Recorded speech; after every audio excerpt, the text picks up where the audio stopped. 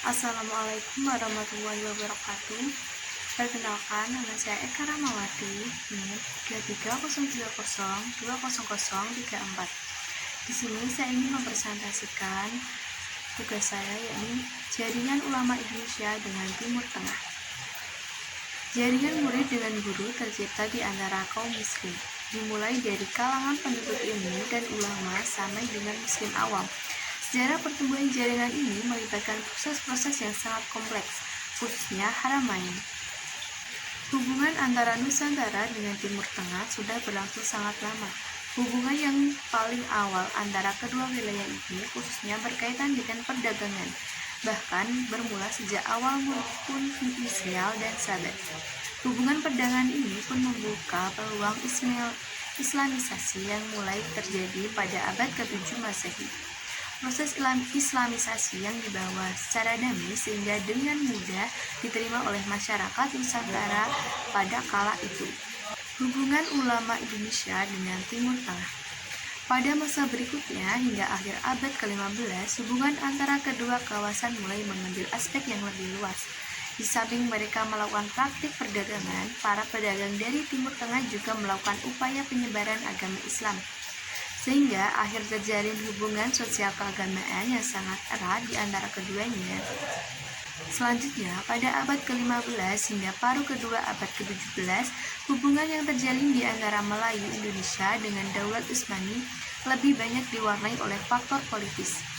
Hubungan yang lebih bersifat keagamaan dan politis ini dikembangkan dengan para penguasa di Haramain. Dalam konteks inilah para ulama dan ilmuwan yang mengajar dan belajar di Mekah di Madinah umumnya memiliki pandangan yang lebih luas tentang agama dibandingkan dengan tempat lain. Murid Syekh Nawawi belajar bersamanya di Mekah. Syekh Nawawi bermukim di Mekah dan mendalami ilmu-ilmu dari guru-gurunya. Saat di Mekah yang kedua kali, itulah Syekh Nawawi mulai mengajar dan menulis. Murid-murid yang mengikuti pengajian Syekh Nawawi berasal dari berbagai negeri. Murid-murid yang berasal dari Banten ketika hendak menuntut ilmu di Mekah langsung bertemu dengan Syekh Nawawi karena berbicara bahasa Sunda. Ia mengajarkan ilmu agama yang mendalam hingga mencakup hampir semua bidang. Melalui kehidupan intelektual yang tak pernah lelah mencari ilmu dan juga dengan mengajar dan menulis banyak karya menjadikan namanya terkenal dan dikenal. Berbekal ilmu pengetahuan yang telah diperolehnya selama melakukan rihlah yang cukup panjang, Syekh Nawawi mulai memberikan pengajaran. Oleh karena dalam pengajarannya menggunakan bahasa Jawa dan Sunda dan tidak menggunakan bahasa Melayu, maka muridnya yang berasal dari luar pulau Jawa seperti Sumatera, Semenanjung Melayu, dan Pattani tidak banyak. Syekh Nawawi memiliki beberapa pandangan dan pendirian khas. Adapun terhadap orang kafir yang tidak menjajah, ia memperbolehkan umat Islam berhubungan dengan mereka untuk tujuan kebaikan dunia. Ini sesuai dengan dasar-dasar syariah yang dipakai oleh Imam Syafi'i mengenai ijtihad dan taklid.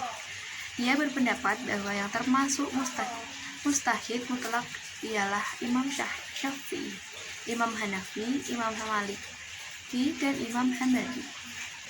Motivasi menuntut ilmu. Syekh Nawawi berpandangan bahwa mencari ilmu merupakan ibadah dan sebagaimana ibadah-ibadah yang lain di dalam Islam mensyaratkan adanya niat agar ibadah yang dilakukan sesuai dengan syariat. Serta pula segala amal perbuatan manusia dinilai oleh Allah menurut niatan yang berdasarinya.